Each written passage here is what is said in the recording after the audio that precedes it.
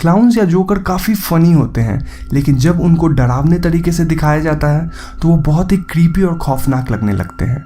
ऐसी कई मूवीज़ आई हैं जिसमें क्लाउन से विलेन होते हैं, लेकिन इट उन सभी मूवियों से एक कदम आगे है, क्योंकि इस मूवी में दिखाया गया पेनीवाइज क्लाउन बहुत ही डरावना है। ये कहानी डेरी मेन नाम के स्मॉल टाउन की है, जहाँ एक बच्चों का ग्रुप था जिसे अक्सर उसी शहर में रह रहे कुछ दूसरे बड़े बच्चों के द्वारा सताया जाता था। वो इन्हें आउटकास्ट मानते थे और इन बच्चों ने अपने क्लब का नाम लूजर्स क्लब रखा था। इस शहर में कुछ लोग, खास करके बच्चे, बहुत ही रहस्यमय तरीके से गायब हो रहे थे। इस लूजर्स ग्रुप में से एक बंदा का नाम बिल था, जिसका भाई जॉर्जी भी 1 साल पहले गायब हुआ था और वो अपने भाई को खोज रहा था। बिल का मानना था कि जॉर्जी गटर में गिर गया है और शायद वो गटर के अंदर अब तक जिंदा होगा। लेकिन मूवी की शुरुआत में ही हमें देखने को मिलता है कि जब जॉर्जी की पेपर बोट सुअर के अंदर जाती है तो वहाँ एक क्लाउन होता है और वो जॉर्जी को पेपर बोट लौटाने का लालच देके अपने पास बुलाता है। और जैसे ही वो पास आता है, इस क्लाउन के सैकड़ों दांत बाहर आते हैं और वो जॉर्जी के पूरे हाथ को काट कर खा जाता है। फिर वो जॉर्जी को सुअर के अंदर घसीट कर ले जाता है। बिल को इन घटनाओं का कोई अंदाज़ा नहीं था और वो अब तक मान रहा था कि जॉर्जी जिंदा है।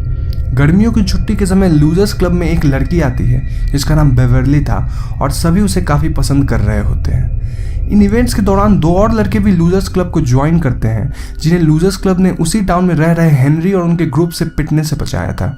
उनमें से एक लड़का, जिसका नाम बेल्च था, वो बच्चों के गायब होने वाले रहस्य पे कुछ रिसर्च किया होता है और वो बताता है कि ऐसा हर एक 27 साल के इंटरवल पे होता है और ये इवेंट्स हज़ारों सालों से हो रहे हैं। फिर ये इवेंट्स 1 साल तक चलती हैं और फिर से 27 साल बाद ही होती हैं। इन बातों के दौरान इन बच्चों को पता चलता है कि उन्होंने एक रहस्यमय क्लाउन को देखा है। असल में ये एक एंशिएंट क्रीचर था जो कि लोगों को खाकर जिंदा रहता है। एक बार ये काफ़ी लोगों को खा ले तो फिर 27 साल तक सोने चला जाता है और इसके बाद वो वापस लौटता है। इसकी खास बात यह है कि यह किसी का भी रूप ले सकता है और वो उन्हीं चीज़ों के भेष में आता है जिससे लोग सबसे ज़्यादा डरते हैं, और जो कि बच्चे बड़ों से ज़्यादा डरते हैं, ये बच्चों को ही अपना शिकार बनाता है। जैसे बेवर्ली को अपने डैड से डर लगता था क्योंकि वो एक क्रीपी इंसान था, तो उसके सामने वो बेवर्ली के डैड के रूप में आता है। बिल के सामने वो जॉर्जी बनकर आता है और सुअर के अंदर बुलाता है। वो जॉर्जी बनकर बोलता है कि मैं अकेला हूँ और मैं सुअर में फ्लोट कर रहा हूँ। एडी को गंदगी से डर लगता है तो उसके सामने एक ज़ॉम्बी जैसा सड़े हुए इंसान के रूप में आता है। इन बच्चों ने इस बात का पता लगा लिया था कि ये क्लाउन डर पे ही जीता है और जैसे जैसे लोग डरने लगते हैं वो उन्हें खा जाता है। इस मूवी में एक लाइन है जो इस क्लाउन ने बोला था, I feed on your fears as I feast on your flesh. मतलब मैं तुम्हारे डर पे जीता हूँ जैसे मैं तुम्हारे मांस को खाकर जिंदा रहता हूँ। उसके हिसाब से जितना ज़्यादा उसके विक्टिम डरे होते हैं उतना ही ज़्यादा वो खाने में टेस्टी हो जाते हैं। इन बच्चों को पता चलता है कि सारे सीवर्स एक जगह पे अंडरग्राउंड कनेक्ट होते हैं और उस जगह के सतह पे एक बहुत ही पुरानी और डरावनी घर थी जहाँ सालों से कोई भी नहीं रह रहा होता है। वो वहाँ उस घर में जाते हैं और वहाँ बहुत ही खौफनाक घटनाएं होती है। उन सभी बच्चों को अपने डर का सामना करना पड़ता है और वो इसके लिए बिल्कुल भी तैयार नहीं थे। पेनीवाइज उन सभी पे अटैक करता है और सभी बहुत ज़्यादा डर जाते हैं। वो किसी तरह जान बचाकर घर से बाहर निकलते हैं, लेकिन इन घटनाओं के दौरान एडी की हाथ टूट जाती है।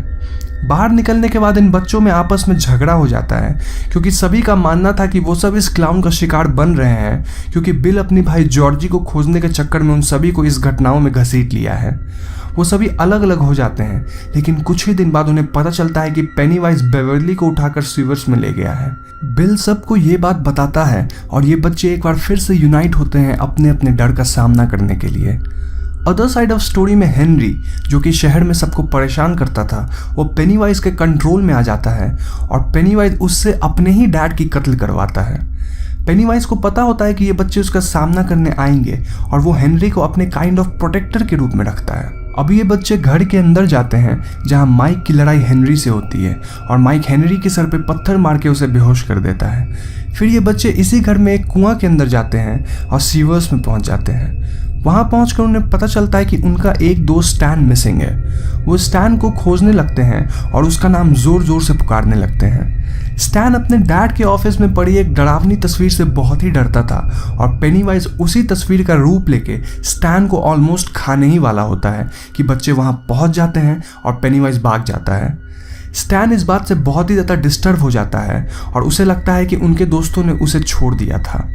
कुछ ही देर में ये बच्चे सुअर्स के सेंटर में पहुंचते हैं जहां बेवर्ली का शरीर हवा में उड़ रहा होता है। पेनीवाइज बेवर्ली को खा नहीं पाता है क्योंकि वो लास्ट मोमेंट तक उससे डरती ही नहीं है। ये बच्चे बेवर्ली को जमीन पे लाते हैं और वो होश में आती है। इसके बाद पेनीवाइज इन सब पे अटैक करता है और सभी बच्चों को अपने डर का सामना करना होता है। लेकिन इस बार ये बच्चे काफ़ी स्ट्रांग थे और मूवी का ये दृश्य जहाँ पेनीवाइज अपना रूप को लगातार बदलता है बहुत ही रोचक है। एक सिचुएशन आता है जहाँ पेनीवाइज बिल को पकड़ के बाकी बच्चों को बोलता है कि वो उसे बिल को खाने दे और वो उन सबको छोड़ देगा और 27 साल के लिए सोने चला जाएगा, जितने दिन में वो बड़े हो जाएंगे और उन पे कोई खतरा नहीं होगा। लेकिन बच्चे नहीं मानते हैं और पेनीवाइज पे बार बार हमला करते हैं। अपने आप को खतरा में देखकर पेनीवाइज वेल में भागकर गायब हो जाता है। लेकिन मैं 100% श्योर हूँ कि वो अब तक मरा नहीं है। वो फिर से 27 साल बाद वापस आएगा जब ये बच्चे बड़े हो गए होंगे। मूवी के एंडिंग सीन्स में बच्चे आपस में ब्लड प्रॉमिस करते हैं कि अगर ये क्रीचर 27 साल बाद वापस आया तो वो सभी मिलकर इसका सामना करेंगे। इस कहानी में पहले एक मूवी बन चुकी है जो कि आज से ठीक 27 साल पहले आई थी। साथ ही ये कहानी 1989 के आसपास की है, तो प्रेजेंट टाइम पे बेस्ड इसकी एक सीक्वल ज़रूर ही आएगी। इस मूवी का नाम इट इसीलिए है क्योंकि बच्चों को इस क्रीचर के बारे में कुछ पता नहीं था और वो लोग इसे इट बोलकर बुलाते थे, जैसे we are going to face it is very scary इत्यादि। अब मैं जानता हूं कि आप सबके मन में कई सवाल होंगे कि आखिर ये पेनीवाइज किस तरह का जीव है और ये शहर में कैसे आया, साथ ही क्या है पेनीवाइज की पूरी बैकग्राउंड स्टोरी और ये हज़ारों सालों से कैसे जीवित है। तो आप लोग चिंता ना करें क्योंकि जल्दी मैं एक वीडियो लाने वाला हूं जहां मैं आपको पेनीवाइज की पूरी हिस्ट्री और डिटेल्स बताऊंगा। तो अगर आप उस वीडियो को मिस नहीं करना चाहते हो तो हमारे चैनल को सब्सक्राइब करके बेल आइकन को ज़रूर दबा दें।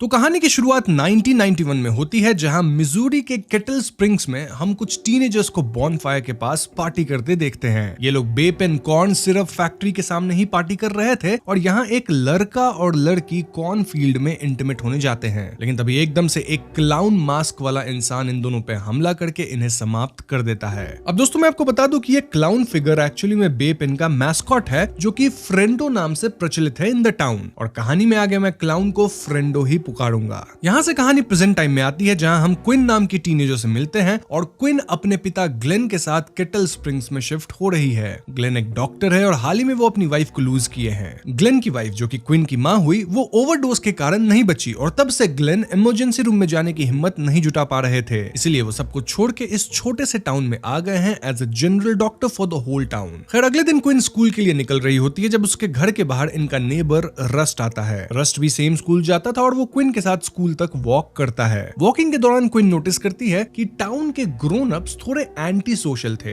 रस्ट यहाँ क्विन को वार्न करता है सेइंग कि क्विन को गलत संगत में नहीं पड़ना चाहिए। खैर क्लासरूम में क्विन लेट से पहुंचती है और यहाँ स्टूडेंट्स अपने टीचर मिस्टर वर्न को बहुत परेशान कर रहे होते हैं, लाइक उनकी अजीब मॉर्फ्ड फोटोज इधर उधर लगाना, देन इन सब की रिकॉर्डिंग करके इंटरनेट पे डालना इत्यादि। इससे मिस्टर वर्न काफी गुस्सा होते हैं और वो क्विन को लेट आने के लिए डिटेंशन दे देते हैं। जब कोल नाम का एक बंदा क्विन को डिफेंड करने की कोशिश करता है तो मिस्टर वर्न कोल को भी डिटेंशन देते हैं। अब क्लास के बाद क्विन और कोल की दोस्ती हो जाती है और यहाँ हम कोल के फ्रेंड ग्रुप से भी मिलते हैं जिसमें जैनेट, रॉनी, मैट और टकर भी हैं। हमें पता चलता है कि कोल इस टाउन के मेयर आर्थर हिल का बेटा है और कोल का जो ग्रुप है ये लोग पैरोडी वीडियोस बना के यूट्यूब पे डालते हैं और इनके चैनल पे 65,000 सब्सक्राइबर्स भी हैं। एनीवेज क्लास के बाद क्विन अपने पिता ग्लेन के साथ रेस्टोरेंट में होती है जहां ग्लेन क्विन को थोड़ा समझाते हैं। क्योंकि देखा जाए तो क्विन को स्कूल के पहले दिन ही डिटेंशन मिल गई थी जिससे ग्लेन खुश नहीं थे। यहाँ हम रेस्टोरेंट की वेट्रेस ट्रूडी और टाउन शेरिफ डन से भी मिलते हैं। तभी रेस्टोरेंट के विंडो पे कोल और उसके फ्रेंड्स आते हैं और इन्हें देख के सिर्फ क्विन को वार्न करते हैं सेइंग कि अगर तुम इनके साथ ना रहो तो ही बेहतर होगा। क्विन इन एडल्ट्स की बातों से तंग आकर यहाँ से निकलती है और सीधे कोल और उसके गैंग के पास जाती है। अब यहाँ हमें पता चलता है कि कुछ ही दिनों पहले टाउन की जो बेपेन कॉर्न सिरप फैक्ट्री थी वो जल गई और इसके लिए टाउन के ग्रोन अप्स इंक्लूडिंग शेरिफ कोल और उसके गैंग को दोषी मानते हैं, जबकि कोल क्विन से क्लियरली कहता है कि उस रात ये लोग लोग वहां पैरोडी वीडियो शूट कर रहे थे, लेकिन आग इनकी वजह से बिल्कुल भी स्टार्ट नहीं हुई थी। जो भी हो, आगे मैट और टकर ओटिस नामक इंसान के शॉप में जाकर लड़ने का नाटक करते हैं ताकि इसी आड़ में बाकी लोग दारू की बोतल्स चुरा सके। हालांकि कोल काउंटर पे पैसे छोड़ देता है और इसके बाद उस रात ये सभी अंडर एज लोग ड्रिंक करते हैं। ड्रिंकिंग के दौरान मैट हर्ट होने का नाटक करता है और टकर फ्रेंडो का कॉस्ट्यूम पहनकर ऐसे एक्ट करता है मानो वो मैट को हर्ट किया है। इससे क्वीन डर जाती है और जेनेट यहाँ क्वीन का ये रिएक्शन रिकॉर्ड करती है ताकि वो इसे यूट्यूब पे डाल सके। तो बेसिकली ये एक प्रैंक था और क्वीन भी इसको फनी मानती है। आगे कोल और क्वीन थोड़ा अकेले में टाइम बिताते हैं, जहाँ क्वीन कोल को बताती है कि हाल ही में उसकी माँ चल बसी और कोल बताता है कि उसकी बहन भी हाल ही में इस दुनिया को छोड़ के चली गई। दरअसल कोल की बहन एक क्लिफ से वाटर में जंप करना चाहती थी, लेकिन उसका जंप सही नहीं रहा, जिस वजह से वो पत्थर से टकरा के खत्म हो गई थी। ओवरऑल क्वीन अब इस ग्रुप के साथ, स्पेशली कोल के साथ अच्छा खासा बॉन्ड कर ली थी।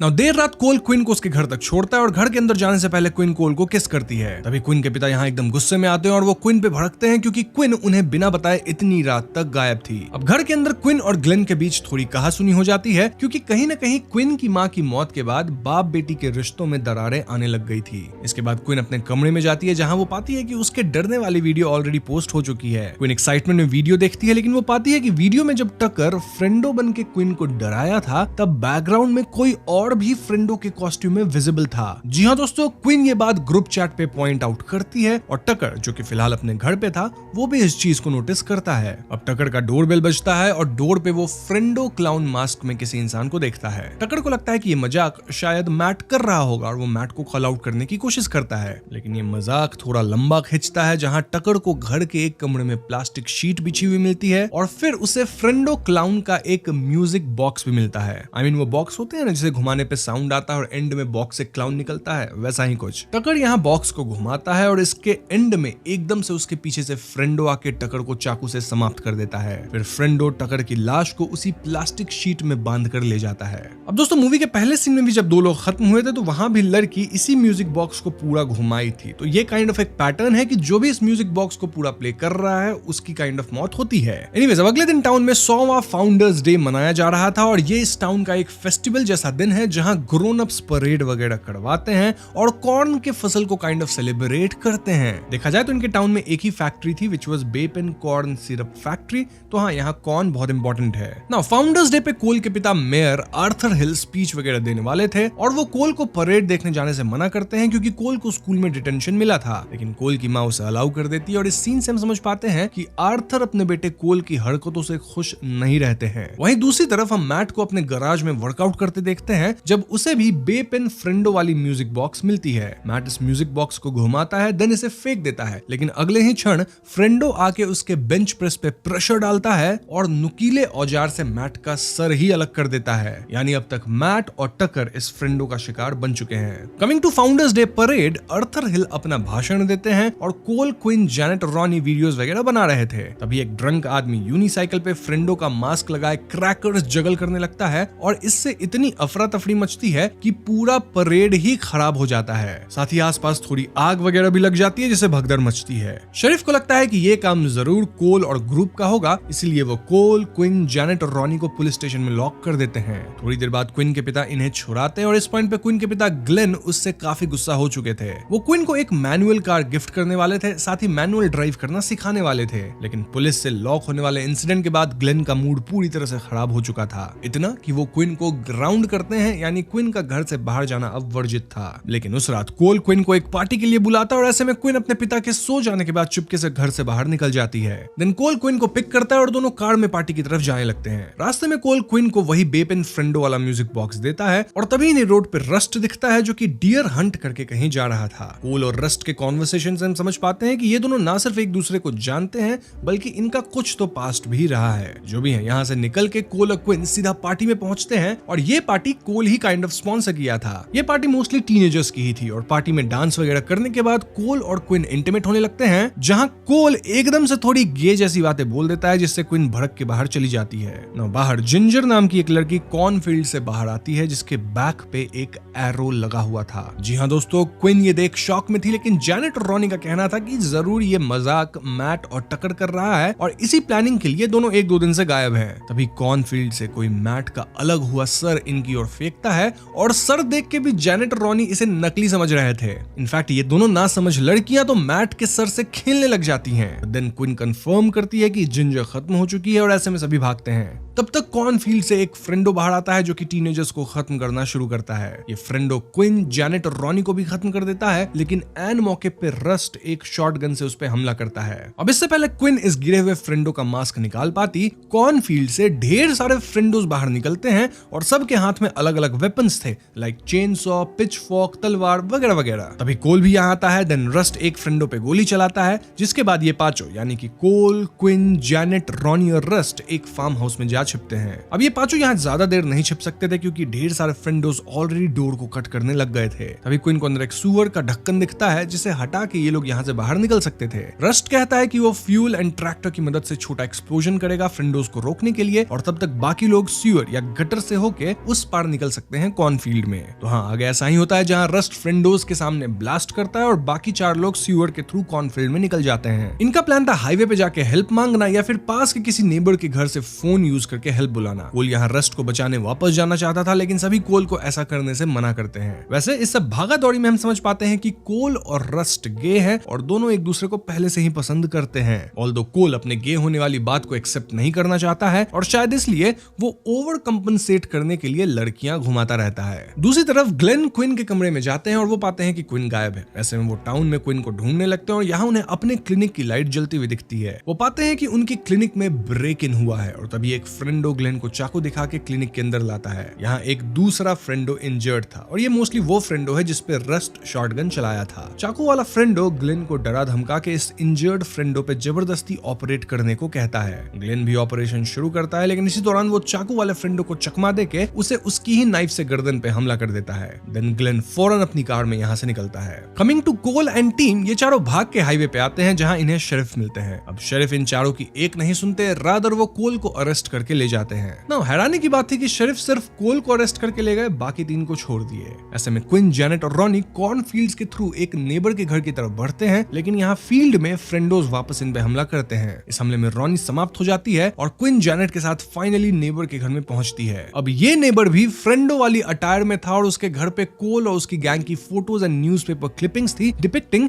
कि कुछ लोग इन्हें मारने का प्लान पहले से ही कर रहे थे। नाउ जैनेट भी वो बेपिन फ्रेंडो म्यूजिक बॉक्स बजाती है और फ्रेंडो एकदम से जैनेट पे हमला करके उसे समाप्त कर देता है। क्विन किसी तरह इस फ्रेंडो को खत्म करती है, लेकिन बाहर कुछ और फ्रेंडोज मिलकर क्विन को कैप्चर कर लेते हैं क्योंकि क्विन मैनुअल गाड़ी नहीं चला पाती, इंटर्न भाग नहीं पाती। तो अंततः ये फ्रेंडोज क्विन को पुरानी फैक्ट्री के अंदर ले जाते हैं जहां फाइनली 4 फ्रेंडोज अपना मास्क हटाते हैं। ये थे sheriff Dunn, teacher mister Vern, shopkeeper Otis and waitress Trudy. जी हाँ दोस्तों, इनफैक्ट इस टाउन के कई ग्रोन अप्स ही फ्रेंडो का मास्क पहन के टीनेजर्स को समाप्त कर रहे थे और इन सब का लीडर पता है कौन है? टाउन का मेयर आर्थर हिल। इस पॉइंट पे ये ग्रोन अप्स और रादर वी शुड से फ्रेंडोज अपना मकसद रिवील करते हैं। मेयर हिल बताते हैं कि टाउन के ग्रोन अप्स यहाँ के ट्रेडिशन को जिंदा रखना चाहते हैं, लेकिन हमेशा इनके कल्चर और ट्रेडिशन पे हमला हुआ है। 1960s में होबोज आए थे जिनका इन्होंने सफाया किया। देन 1990s में हिपीज टाउन में आए थे जिनको इन्होंने खत्म किया। इस टाउन का जो फाउंडर्स डे है उस रात ही ये लोग टाउन के उन लोगों को खत्म करते हैं जिन्हें ये बुरे एलिमेंट्स मानते हैं। इन सब के हिसाब से वो सब बैड क्रॉप्स है जिनका खात्मा जरूरी है ताकि बाकी के क्रॉप्स भी खराब ना हो।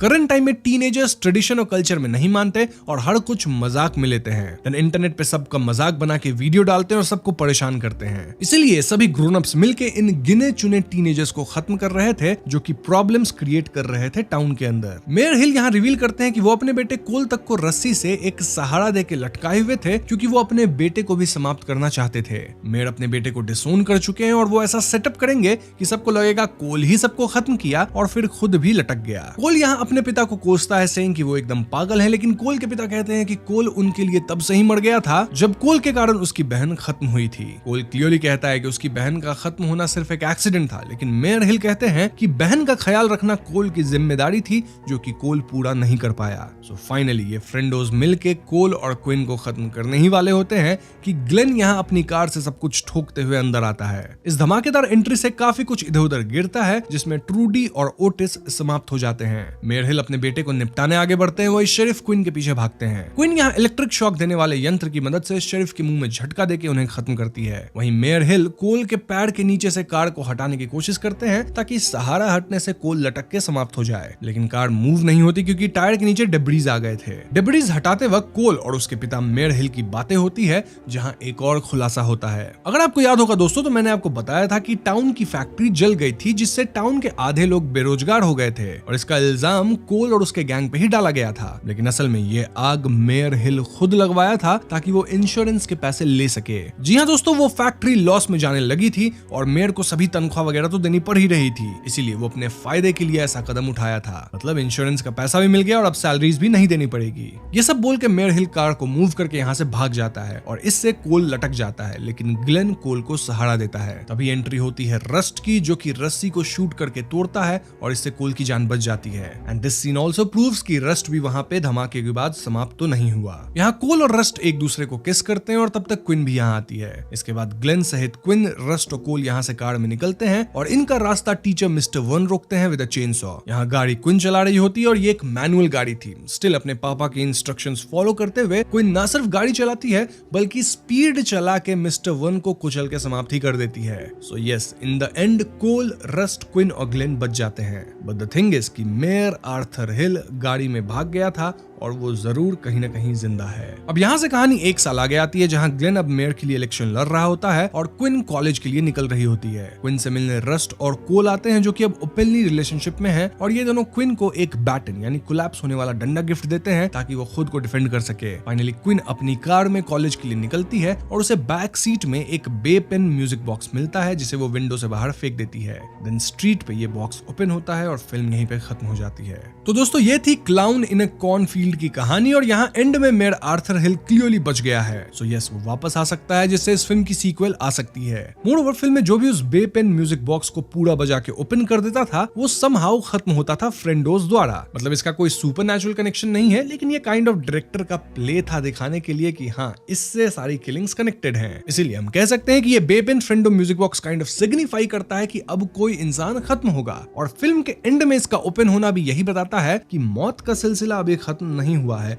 और mayor Arthur hill will return. अब मैंने आपको ऑलरेडी बता दिया है कि टाउन के ग्रोन अप टीनेजर्स को क्यों समाप्त कर रहे थे, लेकिन अब हम इस पे थोड़ा और खुल के बात करेंगे। देखो, बड़े लोगों को लगता था कि टीन्स टाउन की ट्रेडिशंस, वैल्यूज और ओल्ड वेज को रिस्पेक्ट नहीं कर रहे। टीन्स का बिहेवियर, उनके वीडियोस, उनकी modern life choices grown ups को पसंद नहीं थी। टीन्स का फ्रेंडो वाली स्पूफ यूट्यूब वीडियो बनाना और फेस्टिवल में फ्लोट जलने जैसी इंसिडेंट से उन्हें लगता है कि केटल स्प्रिंग्स की रेपुटेशन खराब हो रही है। वो टाउन की इमेज को कंट्रोल करना चाहते हैं और उन्हें लगता है कि टीन्स की हरकतें उनके टाउन को बदनाम कर रही थी। लेकिन सच्चाई तो ये थी कि समय के साथ इस टाउन के लोग नहीं बदले, जिस वजह से इनकी पूरी इकोनॉमी सिर्फ एक फैक्ट्री पे ही टिकी रह गई। और जब वो फैक्ट्री लॉस में गई तो पूरा टाउन ही सफर किया। And in the and mayor खुद फैक्ट्री को जला के इंश्योरेंस मनी ले लिए और इससे टाउन के आधे लोग बेरोजगार हो गए। देन फैक्ट्री के जलने का ब्लेम वो इन टीनेजर्स पे डाल दिए। इसे हम हिपोक्रेसी नहीं तो और क्या कहेंगे। फिल्म एक एक्सट्रीम रूप दिखाती है जनरेशनल कॉन्फ्लिक्ट का। ओल्ड जनरेशन का न्यू जनरेशन के खिलाफ गुस्सा और नफरत, जो उन्हें अपनी वैल्यूज और आइडेंटिटी के लिए थ्रेट लगती है। ये सिर्फ टीन्स के बिहेवियर के बारे में नहीं है, बल्कि पावर और कंट्रोल मेंटेन करने की कोशिश है। जो ओल्ड लोग ये सब कर रहे हैं, उनका बिहेवियर एक कल्ट लाइक ग्रुप की तरह लगता है। और क्योंकि ये फिल्म है तो यहाँ सब कुछ काफी एग्जैजरेटेड है, मतलब लोग मर रहे थे एंड ऑल दैट। लेकिन इसका बहुत छोटा वर्जन हम रियल लाइफ में भी जरूर देखते हैं, जहाँ एडल्ट्स यंग लोगों के रहन सहन पे हमेशा ताने मारते ही रहते हैं। ओल्ड लोग हमेशा कहते फिरते हैं कि हमारे टाइम पे चीजें ऐसी थी, वैसी थी और कैसे समाज एकदम अच्छा था और अब सब कुछ खराब हो चुका है। सो यस, कहीं ना कहीं ये फिल्म इसी पॉइंट को उजागर करती है। अब ध्यान रहे, मैं यहाँ आपको फिल्म की फिलॉसफी बता रहा हूँ, अपनी नहीं। तो अगर आप डिसएग्री करते हैं तो फिल्म को चैलेंज कीजिए, मुझे नहीं ना। अगर फिल्म को बुक से कंपेयर किया जाए तो नोवेल में कोल ही एक्चुअली में अपने दोस्तों के साथ फैक्ट्री में आग लगाया था, लेकिन फिल्म में ये काम मेयर का था, यानी ये एक एडिशनल ट्विस्ट फिल्म में ऐड की गई है। देन नोवेल में रॉनी और मैट ग्रोन अप्स के साथ मिल जाते हैं अपनी जान बचाने के लिए, जिन्हें बाद में क्विन समाप्त करती है। लेकिन यहाँ फिल्म में ये दोनों फ्रेंडोज द्वारा ही खत्म हुए। देन सबसे बड़ा चेंज ये था कि नोवेल में एक्चुअली में क्विन फ्रेंडोज द्वारा खत्म हो जाती है और खत्म होने से पहले वो बता देती है कि यहाँ एक नहीं बल्कि कई फ्रेंडोज हैं। देन कहानी को आगे रस्ट और कोल की पर्सपेक्टिव से बढ़ाया जाता है, क्योंकि नोवेल में यही दोनों मेन लीड हैं और इनका रोमांटिक सीन है। फिल्म में इन दोनों का रोमांटिक एंगल तो दिया गया है, लेकिन यहाँ मेन लीड क्विन है और वो एंड तक बची रहती है। अब इसके अलावा भी और कई सटल डिफरेंसेस हैं, लेकिन वो छोटे मोटे हैं तो उन्हें मैं कवर नहीं कर रहा। और ऐसे भी मैंने पर्सनली किताब नहीं पढ़ी है, जो डिफरेंसेस हैं वो मैं आपको वेबसाइट्स वगैरह, आर्टिकल्स वगैरह देख के बता रहा हूँ। तो अगर यहाँ कोई मिस्टेक है तो मुझे माफ कीजिएगा।